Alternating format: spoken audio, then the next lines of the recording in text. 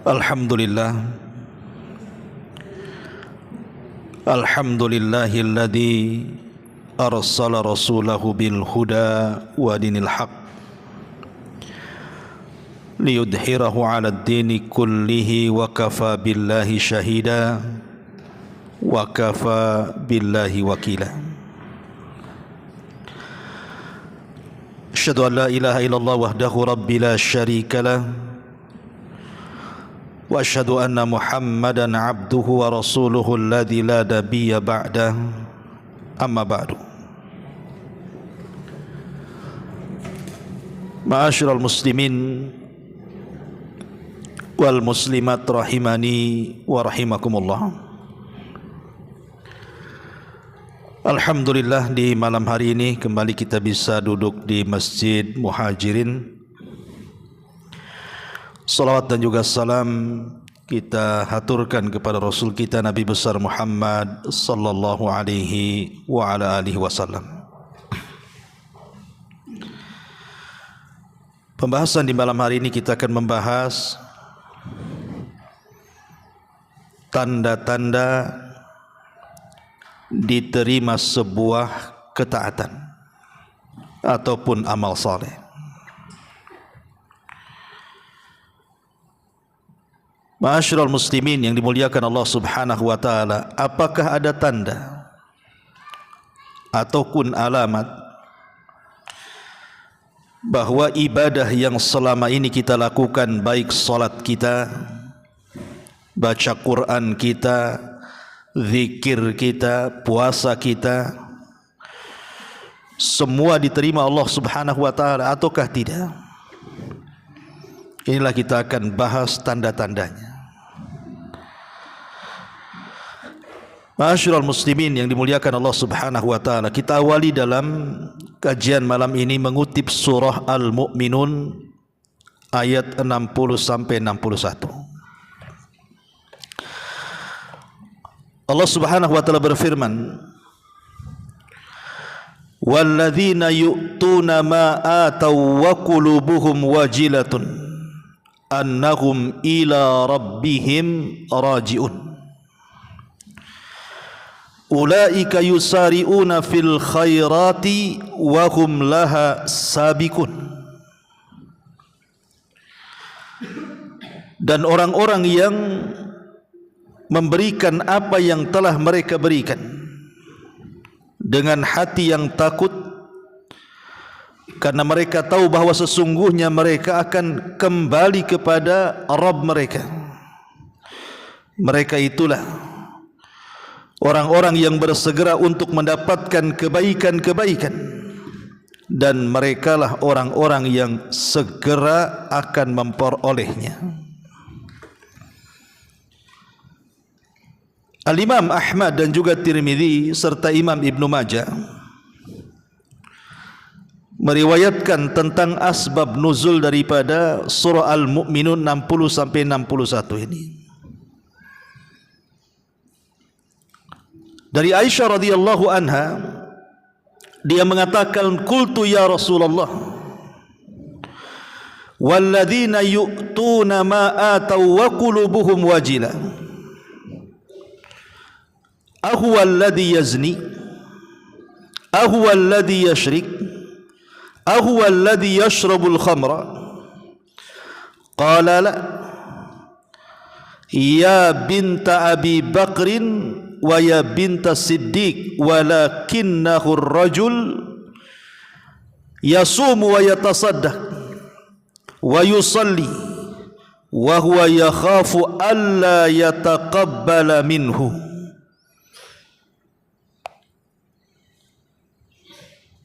Imam Ahmad dan juga Tirmidzi serta Imam Ibnu Majah meriwayatkan hadis, dan hadis ini disahihkan oleh Syekh Albani rahimahullahu taala. Dari Aisyah radhiyallahu anha ummul mukminin, dia mengatakan, "Ya Rasulullah, siapakah yang dimaksud ayat ini? Walladzina yu'tuna ma ataw wa qulubuhum wajilah." Dan orang-orang yang memberikan apa yang telah mereka berikan dengan hati yang penuh dengan takut. Siapa mereka? Apakah mereka orang yang dulunya pezina kemudian tobat dan takut? Ataukah dulunya dia seorang pencuri kemudian tobat kemudian merasa takut? Ataukah yang dulunya penggemar minum khamar kemudian tobat kemudian takut?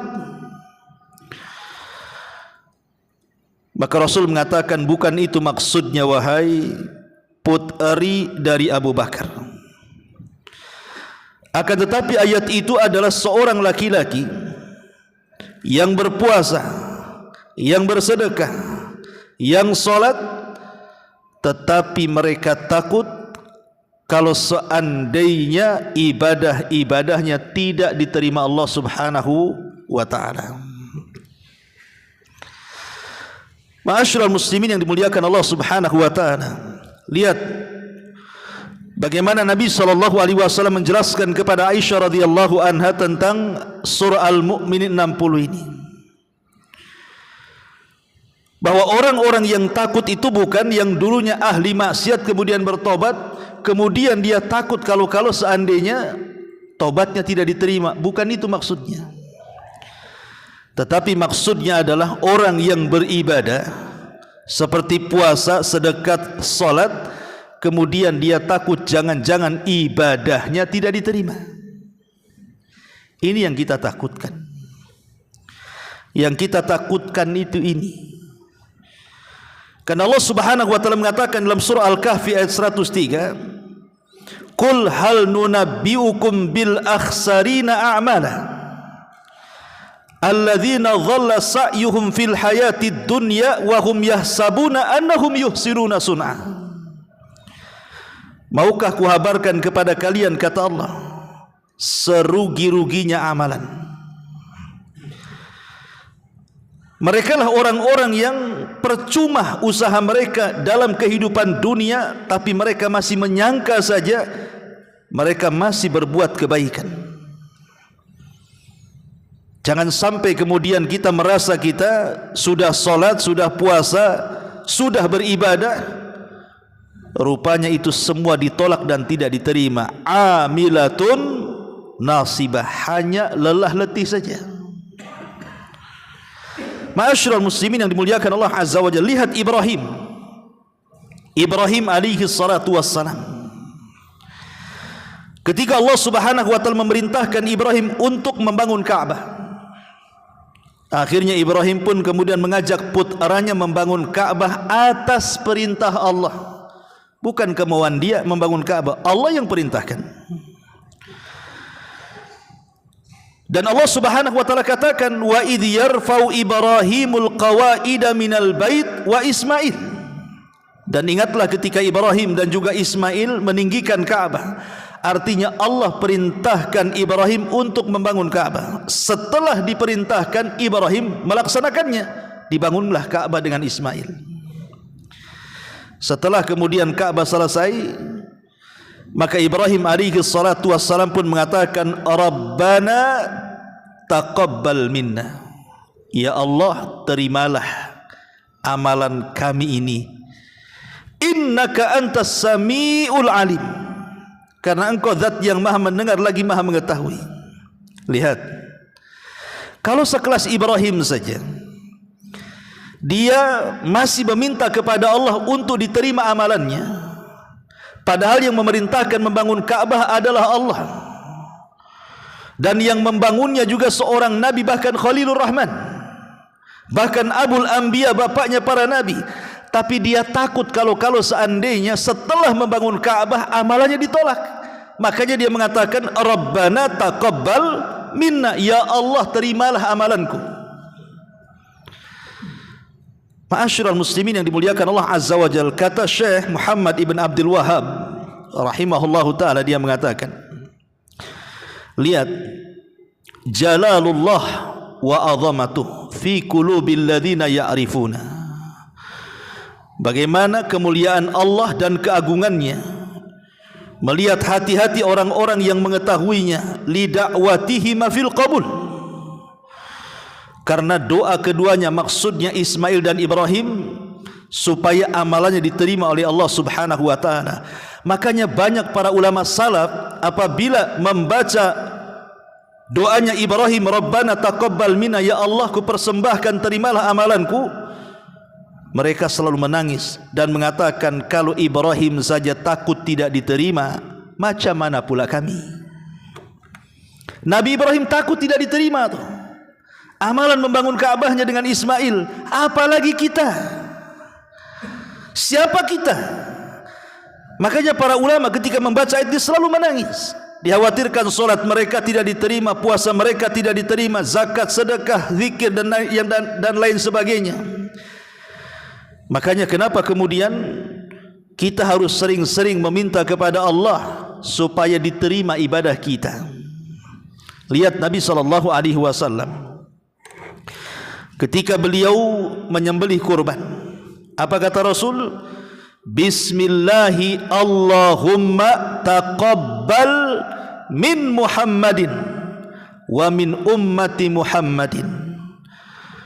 Bismillah dengan menyebut nama Allah, ya Allah terimalah kurban ini dari Muhammad dan untuk umat Muhammad.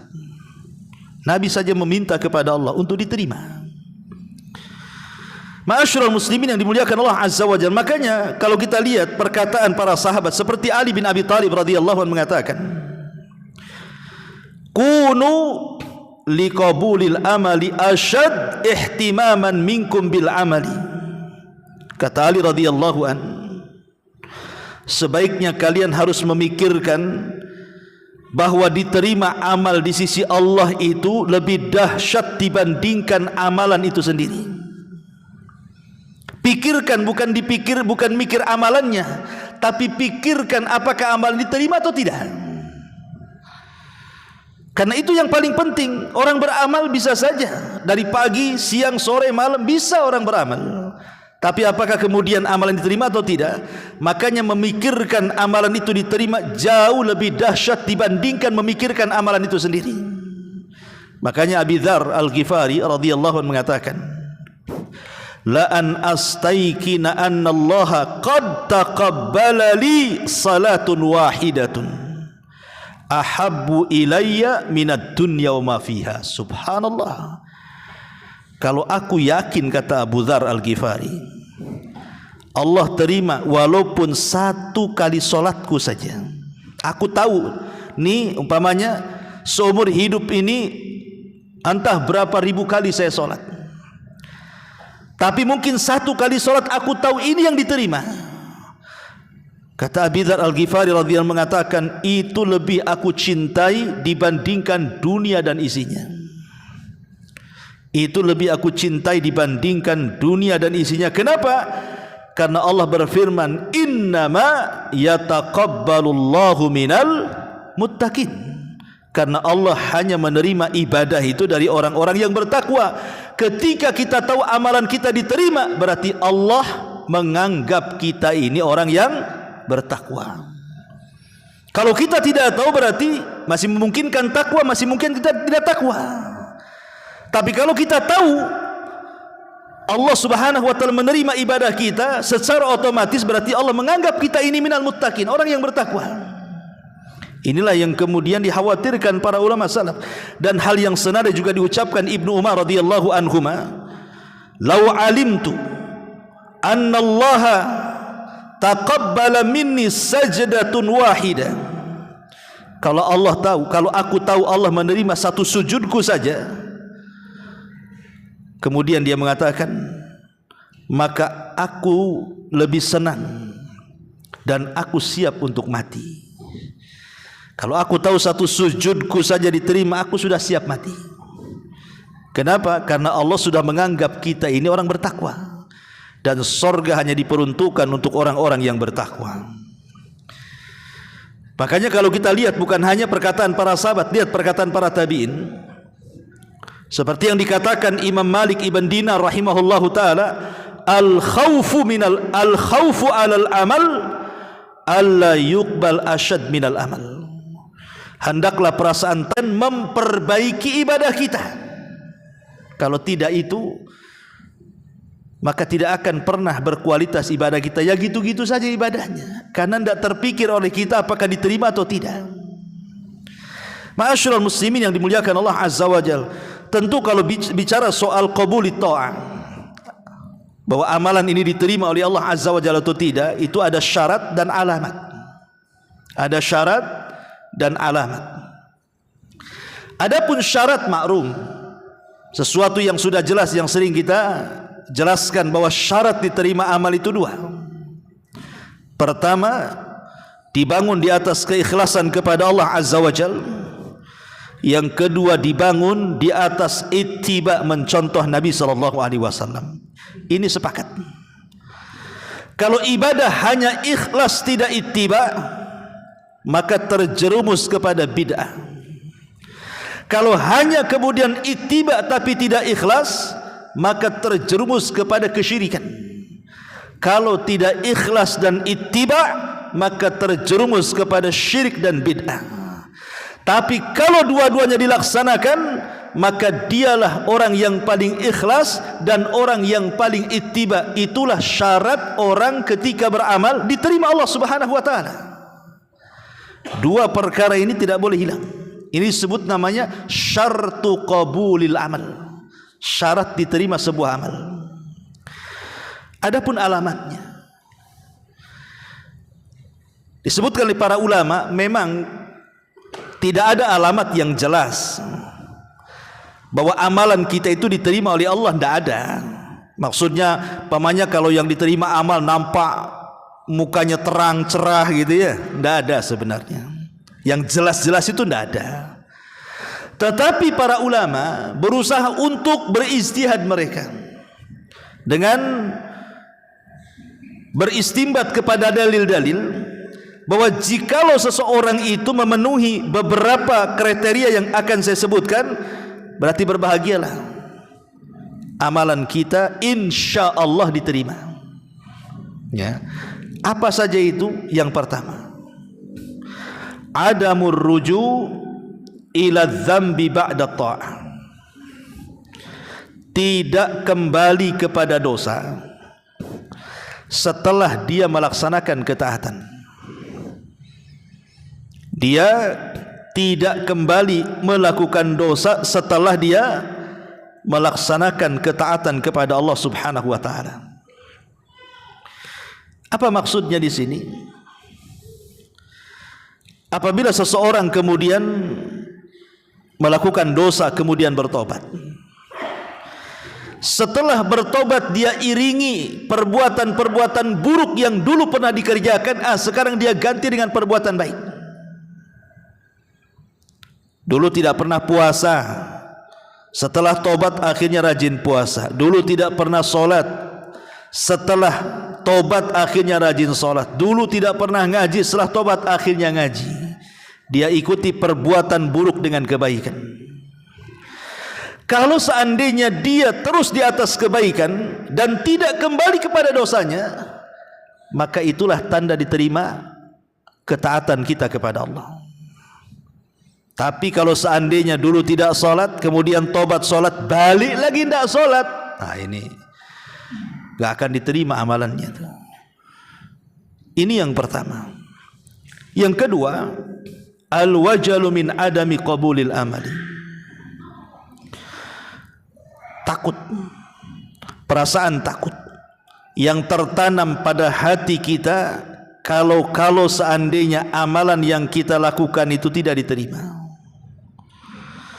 Tanamkan perasaan takut yang selama ini tidak ada dalam hati kita, hadirkan. Jangan-jangan tadi sholat isya saya nggak diterima nih. Karena begini, ikhwatu fillah yang dimuliakan Allah Azza wa Jalla, Allah itu tidak berhajat dengan ibadah kita. Ingat, Allah tidak berhajat dengan sholat kita, Allah tidak berhajat dengan puasa kita, Allah tidak berhajat dengan baca Quran kita, Allah tidak berhajat dengan ibadah kita. Sama sekali Allah tidak berhajat dengan itu. Kita yang berhajat. Kenapa? Karena Allah itu sudah kaya, Dia tidak berhajat kepada makhluknya.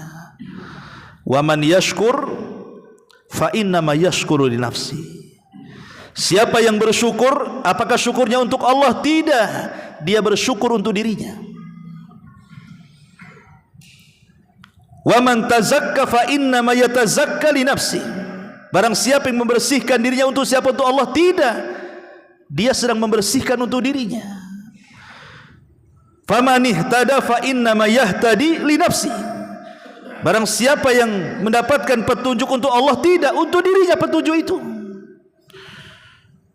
In ahsantum ahsantum li anfusikum. Jikalau kalian baik, untuk Allah kebaikannya, tidak, kebaikan kembali untuk kalian sendiri.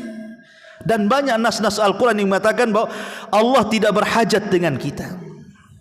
Perhatikan hadis qudsi. Allah Subhanahu wa taala mengatakan, ya ibadi, lau anna awwalakum wa akhirakum wa insakum wa jinnakum kanu ala afjari qalbi rajulin wahid ma naqasa dzalika min mulki syai'a. Hei anak Adam, jikalau orang yang awal kalian, orang yang akhir kalian, manusia kalian, jin kalian, mereka bersatu di atas satu hati yang paling jahat. Semua jahat dari awal sampai akhir, manusia dan jinnya. Anggaplah semua jahat, tidak ada yang beriman. Sejak zaman Adam sampai yang terakhir mati, baik manusia atau jinnya, semua jahat. Tidak ada orang baik. Apa kata Allah? Ma naqasa min mulki dzalika syai'. Ma naqasa dzalika min mulki syai'. Itu tidak mengurangi kekuasaanku sedikit pun. Oke, kita balik. Lau anna awwalakum wa akhirakum wa insakum wa jinnakum kanu ala atqa qalbi rajulin wahid minkum ma zada fi mulki syai'a. Seandainya orang yang awal, orang yang akhir, manusia dan jinnya di satu hati di atas ketaatan kepada Allah, tidak ada yang kufur. Sejak zaman Adam sampai yang terakhir semua beriman, manusia dan jinnya semua beriman. Menambah kekuasaan Allah? Tidak menambah kekuasaan Allah sedikit pun. Mau satu dunia maksiat tidak mengurangi kekuasaan, mau satu dunia taat tidak juga menambah kekuasaan, karena Allah tidak berhajat dengan kita. Yang ingin saya katakan, kalau Allah kita tahu Allah tidak berhajat dengan kita, maka sudah selayaknya ada perasaan takut dalam hati kita ini. Jangan-jangan ibadah kita nggak diterima karena Allah nggak berhajat dengan ibadah kita kok. Sudah sewajarnya tertanam perasaan, jangan-jangan tadi sholat saya tidak diterima pula, karena Allah tidak berhajat dengan kita. Allah maha kaya, kita yang berhajat dengan Allah. Lah bentuk hajat kita dengan Allah, tertanam perasaan takut, jangan-jangan pula ibadah tadi tak diterima. Kalau ada perasaan seperti ini, kata ulama, ketahuilah itulah alamat qabulul amal. Justru itulah alamat amal antum diterima. Ini yang kedua. Yang ketiga, at-taufiq ila a'malin salihatin ba'daha. Mendapatkan taufik untuk terus melahirkan dari satu amalan ke amalan berikutnya. Fa idza faragta fansab. Apabila engkau telah melaksanakan satu ibadah, lekas berganti kepada ibadah yang lainnya. Dari sini Hasan Al-Basri rahimahullahu taala, sayyidut tabi'in, pemimpin para tabi'in, mengatakan apa? Perkataan yang bagus sekali. Beliau mengatakan, inna min jazail hasanati al-hasanatu ba'daha, wa min uqubati sayyi'ati as-sayyi'atu ba'daha. Fa idza qabila Allahu al-'abda fa innahu yuwaffiquhu ila ta'ah wa yasrifuhu 'anil ma'siyah. Sesungguhnya balasan kebaikan itu adalah kebaikan yang dilakukan setelahnya, dan hukuman keburukan itu adalah melakukan keburukan setelahnya. Karena apabila Allah menerima amalan seorang hamba, pasti Allah akan berikan taufik dengan diarahkan kepada ketaatan yang melahirkan ketaatan berikutnya. Lihat perkataan beliau. Jadi tanda di amalan kita diterima ini, ketika kita sanggup melahirkan satu amalan, terlahir amalan yang lain dari amalan yang kita amalkan itu.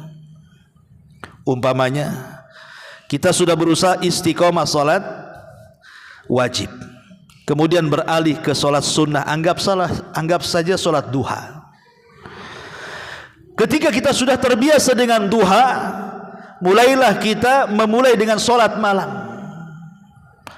Solat yang paling sulit dilakukan karena harus bangun tengah malam ngantuk-ngantuk kan. Kemudian dari solat malam tahajud itu melahirkan solat sunnah-sunnah yang lainnya. Itulah yang kemudian Allah Subhanahu wa taala katakan apa? Fa amman a'ta wattaqa wa saddaqa bil husna fasanuyassiruhu lil yusra. Fa amman a'ta, siapa yang memberikan dengan hartanya, dengan ilmunya, dengan tenaganya, dengan waktunya lillah untuk Allah. Fa amman a'ta wattaqa, di mana dia melakukan itu karena ketakwaan kepada Allah.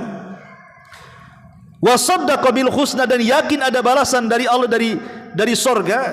Apa kata Allah?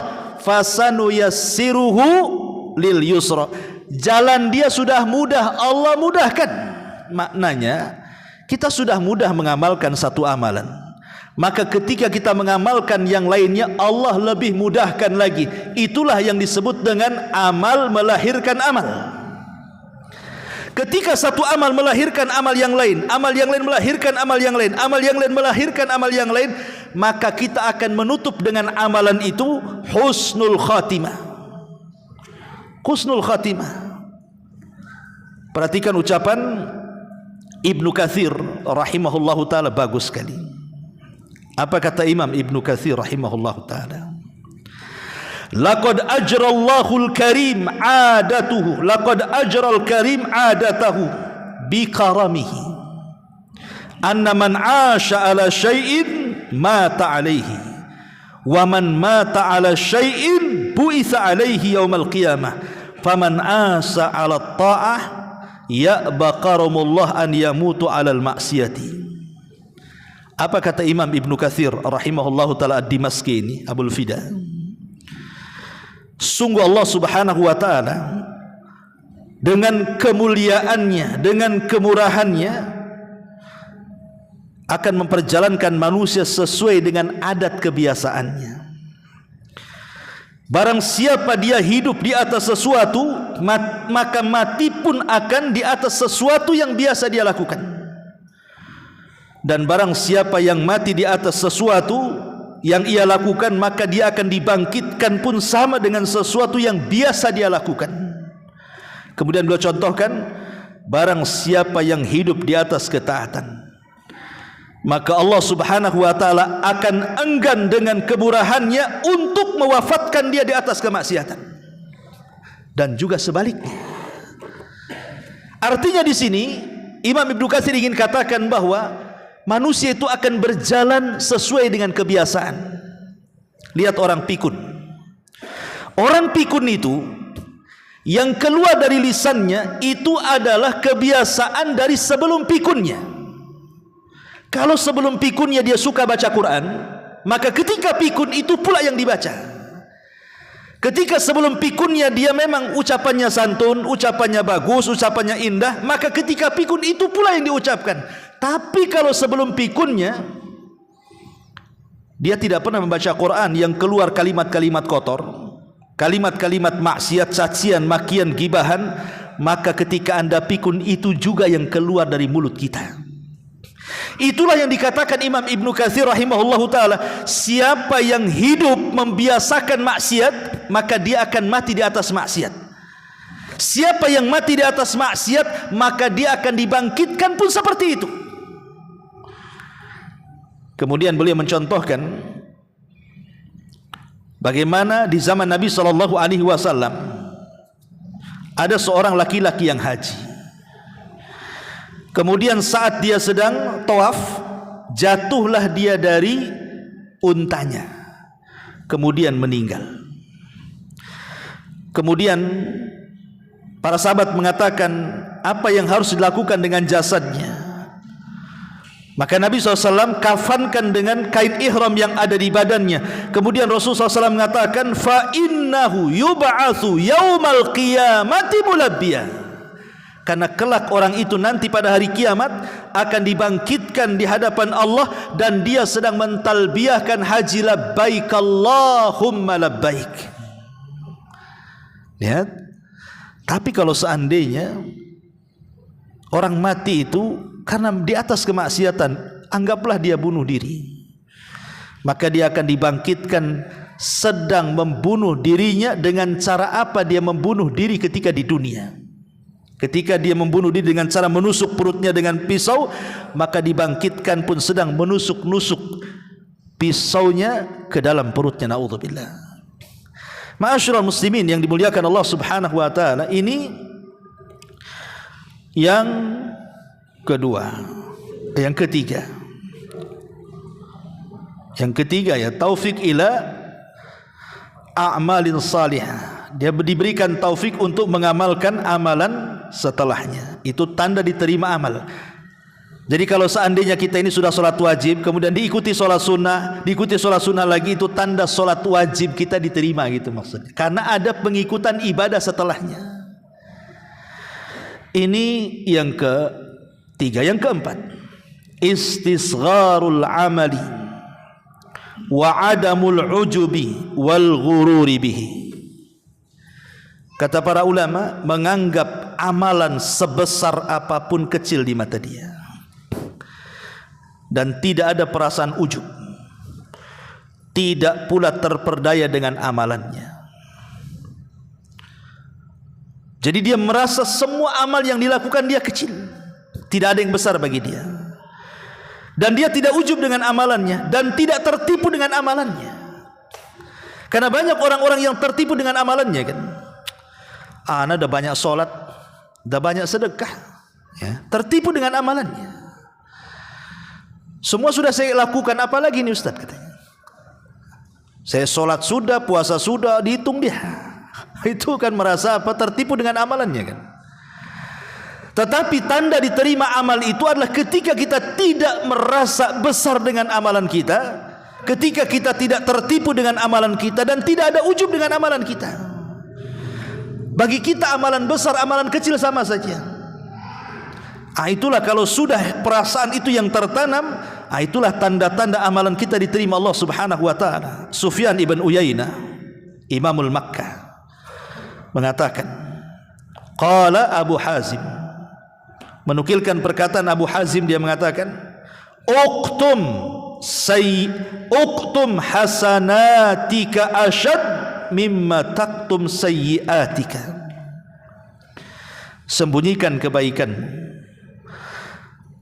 menyembunyikan kebaikanmu itu lebih dahsyat dibandingkan engkau menyembunyikan keburukanmu. Kalau bisa menyembunyikan kebaikan, itu lebih diprioritaskan dibandingkan menyembunyikan keburukan. Sebab keburukan itu secara tabiat memang orang kalau bisa jangan tahu. Tabiat kita sudah ngomong kan gitu. Kalau bisa orang nggak tahu kita maksiat itu, karena terkadang ada maksiat itu membongkar aib kita, malu pula kita jadinya. Karena yang namanya dosa itu kata Rasulullah, mahaka fi sadrik wa karihta an yattali alaihin nas. Namanya dosa itu sesuatu yang kita sembunyikan dalam hati dan kita tidak suka manusia tahu. Itulah makna dosa. Mana dosa itu adalah sesuatu yang kita sembunyikan dan kita benci kalau orang tahu. Makanya kemudian kata Sufyan ibn Uyainah menukilkan perkataan Abu Hazim, menyembunyikan kebaikan itu harus diprioritaskan dibandingkan menyembunyikan keburukan. Karena secara otomatis keburukan itu pasti disembunyikan. Tapi menyembunyikan kebaikan itu bukan perkara mudah. Terkadang ya, sebenarnya sih kebaikan yang antum lakukan itu sudah lama sebenarnya, entah 10 tahun yang silam, 15 tahun yang silam. Mungkin antum sudah lupa, dan itulah amalan ikhlas yang pernah antum lakukan. Tapi terkadang setan datang ngasih was-was. Anggaplah umpamanya antum beritikaf di Masjid Muhajirin ini 5 tahun yang silam, kemudian antum pulang kampung. Enggak pernah cerita-cerita antum itikaf di sini. Kemudian antum balik lagi ke Batam. Setelah 5 tahun datang ke Muhajirin, ngobrol sama kawannya. Iya, anak dulu itikaf juga 5 tahun yang silam. Dikasih tahu pula. Dia sudah tutupi, udah mungkin lupa kan. Itulah setan kadang-kadang. Supaya amalan kita itu tampak di hadapan orang. Itu padahal sudah 5 tahun, bahkan yang 10 tahun pun sama. Itu yang tiang di pojok itu Anda juga nyumbang tuh. Padahal sudah 10 tahun tuh nyumbangnya. Sebenarnya dia sudah ikhlas, tapi dipancing setan keluar pula rianya. Makanya penting di sini itu karena menganggap apa? Amalan itu besar bagi dia. makanya diungkapkan jadinya. Ya. Ma'asyiral muslimin yang dimuliakan Allah Azza wa Jalla. Kemudian juga dikatakan Fudail ibn Iyad rahimahullahu taala, khairul ilmi wal amali ma khafiya anin nas. Sebaik-baik pengetahuan dan amal itu ada sesuatu yang tersembunyi dari manusia. Dan memang asal amal itu kalau bisa orang tidak tahu. Amal itu boleh terang-terangan kalau sifatnya syiar. Nah, kalau sifatnya syiar ialah terang-terangan, korban, salat jamaah, azan, itu memang harus syiar, orang tahu.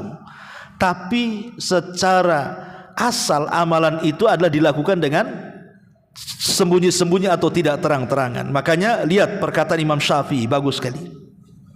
Perkataan Imam Syafi'i Muhammad ibn Idris Asy-Syafi'i rahimahullah ta'ala, dia mengatakan, yang bagi, kata Imam Syafi'i, sudah seharusnya lil alimi an yakuna lahu khabi'atun min amalin salihin fima bainahu wa bainallah, fa inna kullama dhahara linnas min ilmin aw amalin qalilin naf'i fil akhirati.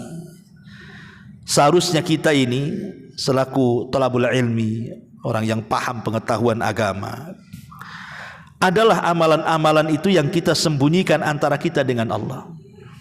Kalau bisa, ada amalan-amalan yang orang enggak tahu, istri kita pun tak tahu kalau punya istri, anak pun tak tahu, orang tua pun, yang tahu hanya kita dengan Allah. Hendaknya ada di antara kita itu amalan-amalan yang tersembunyi, yang hanya tahu Allah dengan kita saja. Kenapa demikian?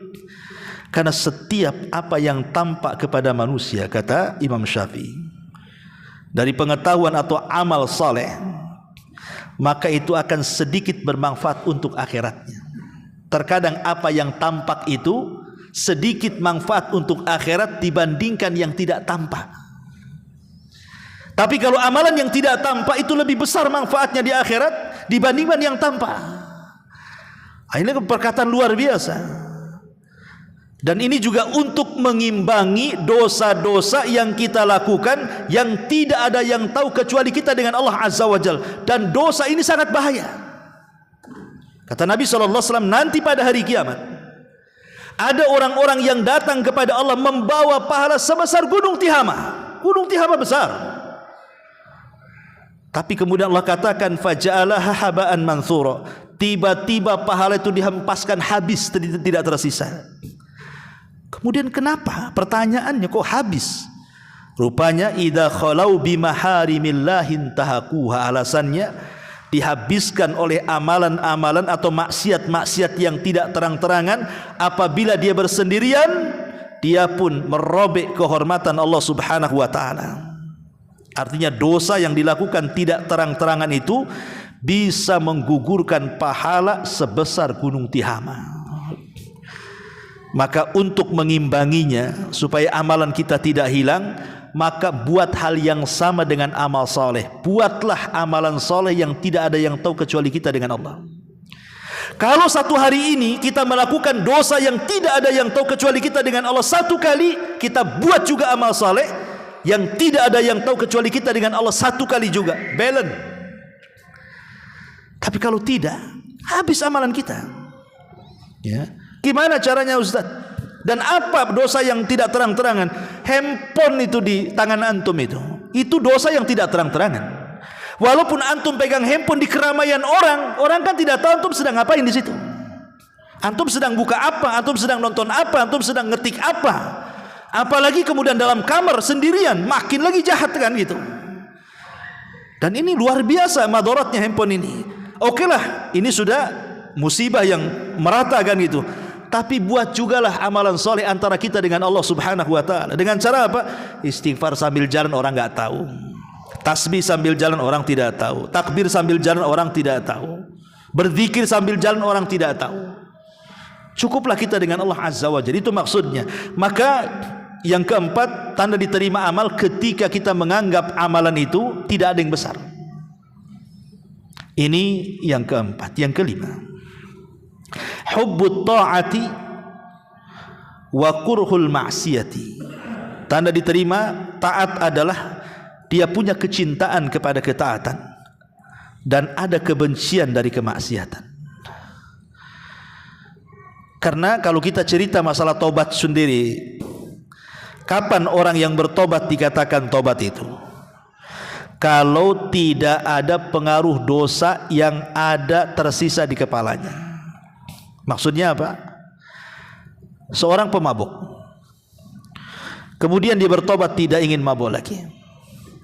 Kemudian tertanam dalam hatinya jangan lagi melihat orang yang mabuk, melihat botolnya saja nggak mau dia. Itu maksudnya. Itulah menghilangkan asarnya, pengaruhnya. Tapi kalau seandainya dia dulunya mabuk, kemudian tobat mabuk, tengok botol, memang tak mabuk, cuman masih ada kepengen juga, enak juga, tapi tak mau dia, takut dosa. Itu belum hilang pengaruh dosanya namanya, karena masih ada hawa nafsunya. Itu maksudnya. Lah ini yang seperti ini yang bahaya. Makanya harus ditanamkan hubbut ta'ah. Memang kita cinta dengan ketaatan dan benci dengan kemaksiatan. Itu alamat diterima tuh amal kita tuh. Karena pengaruh maksiat sudah nggak ada. Ya. Dulu seorang pezina, kemudian dia bertobat. Jangankan lagi melihat filmnya gitu ya, film porno atau yang tidak layak ditonton. Lihat perempuan yang buka aurat, benci, naudzubillah. Ya. Itu betul-betul hilang pengaruh maksiatnya. Tapi kalau dulunya seorang pezina, kemudian tobat berzina, nampak pula wanita di jalan, teringat dulu masa dulu, tapi dia takut karena takut dosa. Itu belum hilang itu pengaruh maksiatnya. Itu maksudnya. Nah, kalau dia betul-betul hilang pengaruh maksiatnya, itulah tanda bahwa amalan kita diterima. Itu maksudnya. Ini yang kelima. Yang keenam, ar-raja'u wa kathratud du'a. Menanamkan harapan dan memperbanyak doa. Terus berdoa dan berharap. Apa yang bisa kita lakukan selain doa dan harapan kan itu? Berdoa agar amalan-amalan kita diterima dan berharap agar amalan-amalan kita berpahala. Cuman dua itu. Berdoa agar amalan kita diterima, berharap agar amalan kita berpahala. Kalau itu yang ada pada hati kita, terus berdoa kepada Allah. Makanya para salaf apabila di bulan Ramadan, sebelum Ramadan, 6 bulan sebelum Ramadan, mereka mengatakan, ya Allah pertemukan aku dengan Ramadan. Masuklah mereka di bulan Ramadan. Setelah Ramadan, 6 bulan setelahnya, dari start keluar Ramadan sampai 6 bulan, maka mereka terus mengatakan, ya Allah terimalah Ramadanku, ya Allah terimalah Ramadanku selama 6 bulan. Itu yang dilakukan para salaf. Karena mereka takut kalau seandainya amalan mereka tidak diterima. Ketika ada perasaan kita berdoa kepada Allah, terus meminta agar amalan kita diterima dan ada harapan mudah-mudahan berpahala, maka itu tanda alamat tuh, bahwa amalan kita diterima. Kemudian yang nomor 7, at-taisir lit-ta'ati wal ibti'ad anil maksiati. Mudah melakukan ketaatan, kayaknya mudah sekali. Tidak ada beban karena hatinya insirah, hatinya lapang. Hatinya lapang, nggak ada beban-beban sama sekali dalam melakukan ibadah itu. Contoh mamanya solat. Solat ini kan, orang yang solat itu terbagi dua kelompok tuh. Pertama solat karena sebuah kebutuhan, yang kedua solat karena sebuah beban. Karena ada dua orang solat tuh, memang kebutuhan ataupun memang beban. Bagi yang melakukan solat, antum solat di solat duhur atau solat isya tadi, habis solat isya itu plong rasanya seperti antum bayar hutang. Berarti itu menjadikan solat itu sebagai beban. Ya. Jadi kalau antum selesai solat sama dengan selesai nyaur hutang, berarti solatnya masih dijadikan beban, bukan kebutuhan. Ya. Tapi kalau seandainya habis solat plong hatinya, bukan karena hilang seperti bayar hutang, tidak. Dia senang sudah melakukan ibadah dan dia menunggu solat setelah solat. Kapan lagi ya solat? Kapan lagi ya solat? Itu maksudnya. Berarti itulah tanda diterima amalan kita dan ketaatan. Kenapa? Karena Allah memberikan taisir, kemudahan. Kemudahan di dalam beribadah kepada Allah Azza wa Jalla dan menjauhi maksiat. Kemudian yang nomor 8, hubbus salihin wa bughdu ahlil ma'asi. Cinta dengan orang-orang saleh, suka bergaul dengan orang-orang saleh, banyak berinteraksi dengan orang-orang saleh, dan dia benci dengan ahli maksiat. Tak mau dia ketemu, enggak mau bergaul lagi. Lihat aja tak mau. Betul-betul dia hijrah total. Makanya Imam Ahmad ibn Hanbal rahimahullahu taala meriwayatkan dari hadis Bara ibn Azib radhiyallahu an. Kata Nabi sallallahu alaihi wasallam, "Inna awthaqa ural iman an tuhibba fillahi wa tubghidha fillah." Sesungguhnya ikatan iman yang paling kuat adalah ketika kita bisa menanamkan cinta karena Allah, benci pula karena Allah. Kalau cinta, cinta karena Allah. Benci, benci juga karena Allah. Saya cinta dengan orang-orang saleh, itu karena Allah. Dan saya benci ahli maksiat juga karena Allah. Bukan benci kepada orangnya, tapi kepada kemaksiatannya yang kita lihat di depan mata. Makanya apa kata Imam Syafi'i rahimahullahu ta'ala? Aku melihat orang-orang saleh dan aku bukan bagian dari mereka. Sa'uhibbus salihin walastu minhum. Kata Imam Syafi'i rahimahullah ta'ala, uhibbus salihina walastu minhum, katanya. Aku suka dengan orang-orang saleh, kata Imam Syafi'i, tapi aku bukan bagian dari mereka. Tawadhu. Ya. Apa kata Imam Ahmad dijawab? Tuhibbus salihin wa anta minhum. Engkau cinta dengan orang soleh dan engkau termasuk orang soleh, kata Imam Ahmad. Itu kan guru dan murid itu. Ya. Lihat bagaimana Imam Syafi'i rahimahullah ta'ala, saya cinta dengan orang-orang soleh walaupun saya tidak seperti mereka. Karena kalau tidak cinta dengan orang-orang soleh, cinta sama siapa? Berarti lawannya orang-orang toleh, orang-orang jahat kan gitu. Maka ini tanda diterima amal kita itu kalau tertanam pada hati kita yang bergaul ya dengan orang-orang yang baik saja. Dia enggak mau bergaul dengan orang yang jahat. Nah, ini nomor 8. Nomor 9, kathratul istighfar. Ketika lisannya basah dengan istighfar, terus beristighfar.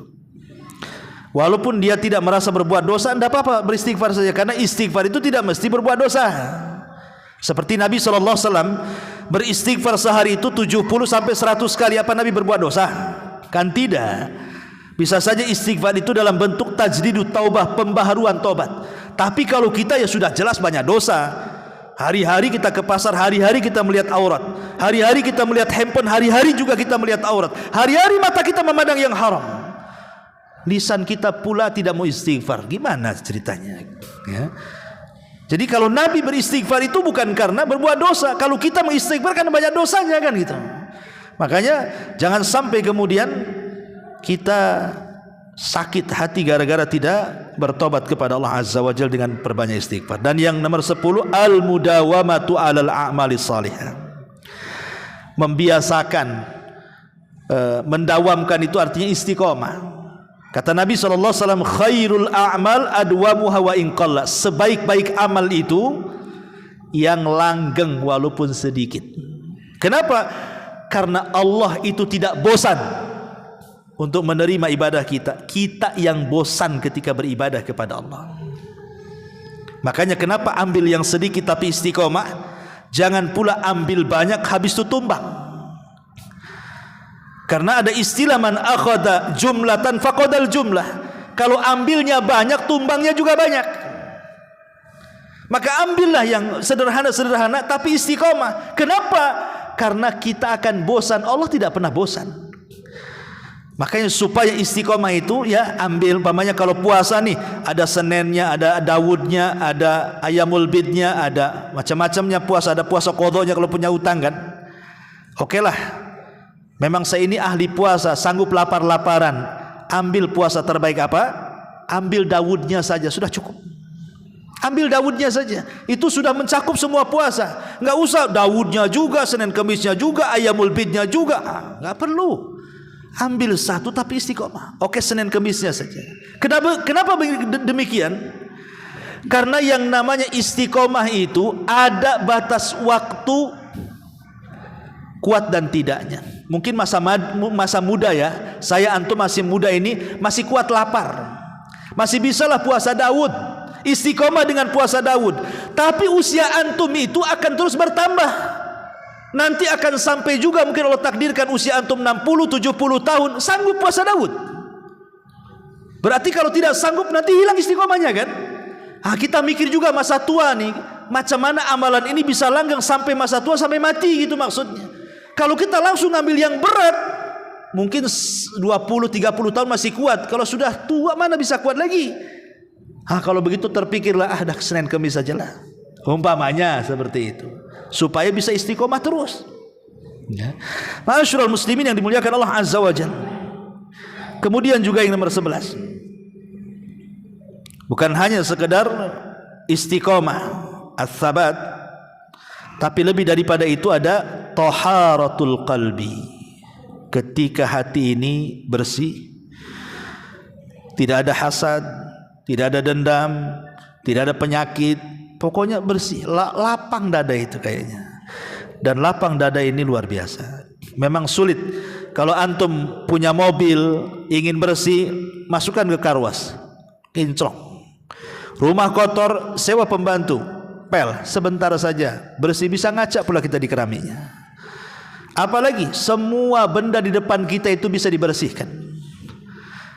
Tapi hati sulit untuk membersihkannya. Membersihkan hati itu bukan seperti membersihkan mobil, membersihkan rumah, membersihkan piring, tidak. Membersihkan hati itu paling sulit.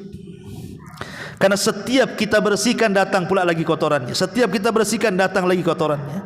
Makanya tajdidul qalbi, memperbaharui hati itu harus terus setiap hari kita lakukan. Nabi SAW sampai setiap hari berdoa, ya muqallibal qulub tsabbit qalbi ala dinik. Wahai zat yang membolak-balikan hati, tetapkan hatiku di atas agamamu. Anas ibn Malik radhiyallahu mengatakan, ya Rasulullah, apakah engkau mengajarkan doa itu untuk umatmu karena engkau takut kepada kami? Kata Rasul, iya, karena hati kalian itu berada di genggaman Ar-Rahman, yang sewaktu-waktu Allah bisa memutar balikan sesuai dengan kehendaknya. Namanya hati itu bisa sesat, bisa dapat hidayah. Ada futurnya, ada semangatnya. Makanya Rasul mengatakan banyak-banyaklah berdoa seperti ini, supaya hati kita itu mantap. Kalau setiap hari kita bersihkan hati itu dari itu semuanya, maka itu tanda-tandanya bahwa ketaatan kita diterima. Kemudian yang nomor 12, tadhkiratul akhirah. Dia selalu ingat akhirat. Yang diingat akhirat saja. Sampai-sampai Aisyah radhiyallahu anha pernah duduk. Kemudian Nabi SAW berbaring di pahanya. Kemudian Nabi SAW ditatap oleh Aisyah mukanya. Tiba-tiba Aisyah menangis dan tetesan air matanya sampai berlabuh di pipi Nabi. Nabi sontak bangun, duduk dan memandang Aisyah, kaget. Kemudian mengatakan, wa mayubkik walimad dumu, apa yang membuat anda menangis dan kenapa air matamu menetes seperti itu, hai Aisyah? Lihat jawaban Aisyah radhiyallahu anha. Dia mengatakan, tadzakartu yaumal qiyamah. Ketika aku memandang wajahmu, aku teringat dengan hari kiamat. Apa hubungannya? Tadzakartu yaumal qiyamah, aku ingat hari kiamat. Ya Rasulullah, hal tadhkuru bi ahlika yaumal qiyamah? Apakah engkau akan ingat nanti pada hari kiamat dengan keluargamu, wahai Rasul? Kata Nabi SAW, amma fi thalathati mawatin fala yadhkuru ahadun ahada. Adapun di 3 tempat, wahai Aisyah, orang tidak akan ingat siapapun kecuali dirinya. Ketika di titian, ketika di telaga, dan ketika di tempat penimbangan amal. Jadi terbiasa mengingat akhirat itu, itulah yang kemudian tanda bahwa kita ini diterima amal, karena yang dipikirkan kita akhirat gitu, bukan dunia. Kemudian juga yang nomor 13, berusaha untuk al-ikhlas al-amalulillah. Terus setiap hari kita membiasakan ikhlas. Setiap datang riya kita tolak, setiap datang takabur kita tolak, setiap datang ujub kita tolak. Berusaha untuk ikhlas. Ikhlas gimana caranya? Ya, karena ikhlas itu harus ada ijtihad. Makanya seorang laki-laki memberikan nasihat di hadapan Imam Hasan Al-Basri rahimahullahu taala. Faqala lahul Hasan, maka Hasan Al-Basri mengatakan kepada orang yang ngasih nasihat kepadanya, ya hadza lam astafid min mau'idatik faqad yakunu maridha qalbi. Wahai tuan, apa yang kau ceramahkan kepadaku enggak masuk, mungkin karena hatiku sakit. Ini seorang Hasan Al-Basri mengatakan seperti itu. Kayaknya ceramah antum enggak masuk Ustaz ke saya ini. Mungkin karena hati saya kotor. Itu maksudnya ya. Begitulah tawadunya Imam Hasan Al-Basri rahimahullahu taala. Dia minta uzur kepada yang menasihatinya. Boleh jadi hatinya banyak kotoran sehingga susah menerima nasihat orang. Seperti itu ya. Kemudian juga yang terakhir tentunya, walaupun masih banyak ya, tapi kita ambil yang terakhir, adalah berusaha untuk ats-tsabat. Ats-tsabat sebenarnya dengan istiqomah sama aja artinya, tapi ats-tsabat ini lebih lagi, di atasnya istiqomah lagi, lebih lagi. Jadi kalau memegang sunnah itu betul-betul memegang seperti di atas bara api gitu, dipegang betul, mau panas mau tidak dipegang dia. Itulah ats-tsabat. Dan ini Allah Subhanahu wa taala katakan, innal ladzina qalu rabbunallah tsumma istaqamu tatanazzalu alaihimul malaika alla takhafu wa la tahzanu wa abshiru bil jannati allati kuntum tu'adun. Ma'asyiral muslimin yang dimuliakan Allah Azza wa Jalla, setelah kita tahu uraian sedikit, maka selaku seorang mukmin adalah berusaha untuk memanfaatkan waktu sebaik mungkin. Karena kita tidak tahu amalan kita diterima atau tidak. Tidak ada alamat yang jelas gitu maksudnya kalau amalan kita diterima. Kita kan hanya berharap. Dengan ciri-cirinya tadi itu, dengan yang saya sebutkan 14 ciri diterima ketaatan itu, mudah-mudahan kalau ciri-ciri itu ada pada diri kita, diterima oleh Allah Subhanahu wa taala, seperti perkataan Qabil kepada Habil, innama yataqabbalullahu minal muttaqin, bahwa Allah hanya menerima amalan dari orang yang bertakwa, dan takwa itu di hati, dan ada sifat-sifatnya. Sifat-sifatnya tadi itulah yang disebutkan oleh pengarang di dalam nasihatnya. Wallahu a'lam bishawab. Ini yang bisa saya sampaikan, mudah-mudahan ada manfaatnya. Subhanaka bihamdika asyhadu an la ilaha illa anta astaghfiruka wa atubu ilaika. Allahu ta'ala alam. Assalamualaikum warahmatullahi wabarakatuh.